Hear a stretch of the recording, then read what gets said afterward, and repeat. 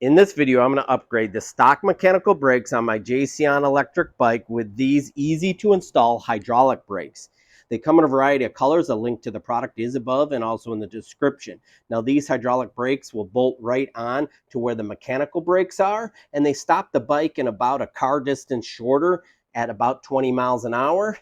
And they retain the stock cable and brake lever so you can retain the motor kill switch. Now I know what you're thinking, there may be some bad reviews on these, but I've installed these on several bikes and done brake tests, and it does stop the bike in about 3 meters or a car distance shorter. Now you can go to a full hydraulic 4-piston caliper brake, and that'll stop it even quicker, but they cost a lot more and it's a lot more invasive to install, and you have to bleed them.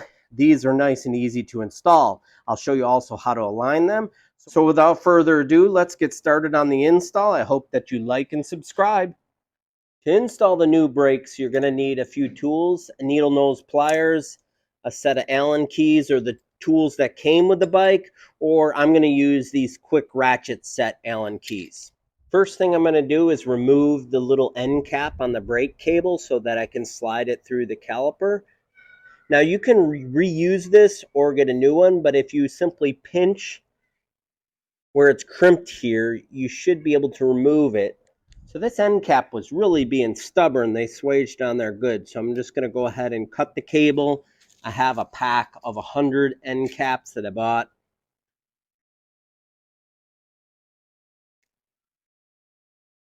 So cut that off. Now I'm going to use a 5mm hex to loosen the bolts and undo this wire.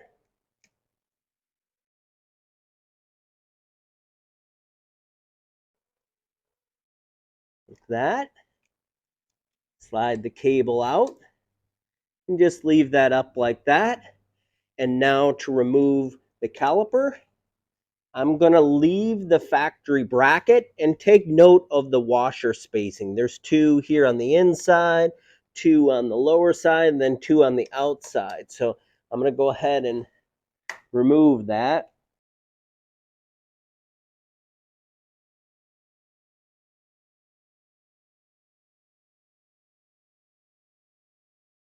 Okay, now you can retain the stock caliper as a backup and then maybe also use these pads if you get in a pinch. Now the pads on this brake are a lot better.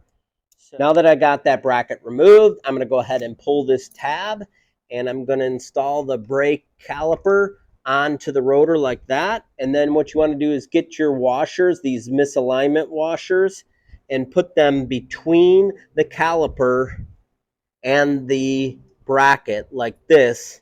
It's kind of hard to get access, and then install the bolt like that. This lower one's kind of hard because of its location to the fender bracket. Definitely be easier if the fender bracket wasn't on. But I got that one started. I'm going to go ahead and do the top one. Take these 2 washers. You're going to put them between the bracket and the caliper. Now you want to start to tighten that down. Now, tighten this down. You don't have to tighten all the way because I'm going to come back and align it after I get the caliper put on. So I'm going to go ahead and tighten this down a little bit. Okay. And now I want to put the cable through. So I'm going to route this cable. It's going to go through like that. Actually, before I put the cable on, I'm going to loosen this bolt here, which secures the cable. So I'm going to go ahead, slide the cable through like that, and then it goes up underneath here like this. Slide that on there.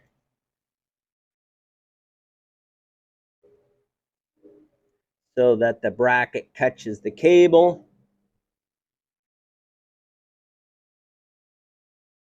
But before you secure that, what you want to do is slide this up just a little bit so you take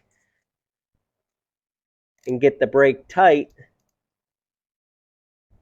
So you want to slide this up like that and then secure that down nice and tight. So that the cable didn't fray, I installed this little cap, and then I'm going to go ahead and crimp the end of the cap with needle nose pliers. They do make a crimping tool. I don't have it, so I'm just using the needle nose pliers. Now, to align the brakes, this is the last thing you want to do, is make sure that the caliper's loose so it can float in and out. And then I'm going to reach up on the handlebars, pull the brake lever, and you can see that it pulled. And now it's aligned on the rotor, and I'm going ahead and tighten these bolts down. I got the brake caliper secured, and it should be aligned. I really like how the red looks with the blue frame, but let's go ahead and check that to make sure that it spins freely. It does. I don't hear any rubbing. I'm looking from the top. It looks good. It works good. So I'm going to move up to do the front now. All right, that end cap's being difficult again. I'm going to go ahead and cut that.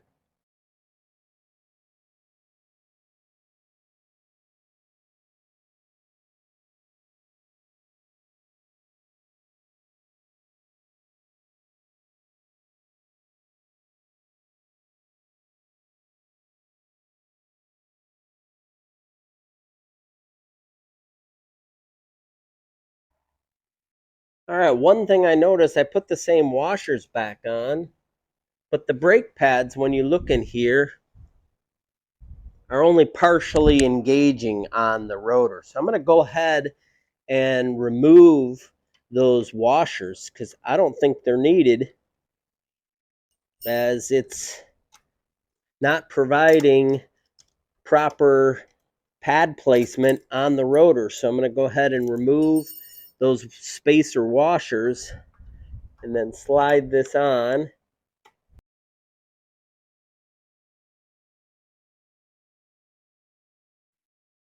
Okay, that provides a lot better engagement on the rotor here. The pads are right out to the edge, and it shouldn't rub on there. If it rubs, I might need one spacer on the bottom, but I'm going to go ahead and try it like that. Obviously, a little spacer in here may help kick that out. So what I'm going to do now is install the cable. Bring the cable back down. I'm going to push it through the top and then engage it where it clamps on to the actuator. I'm going to go ahead and put this end cap on here so the cables don't fray. Go ahead, crimp that down. Okay, now the last bit is to align this. So I'm going to go ahead, pull the brake lever, and then tighten the caliper down.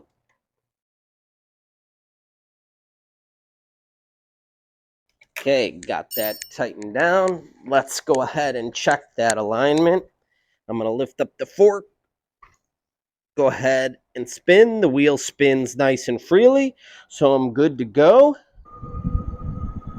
Brakes look good and they perform well, both front and rear.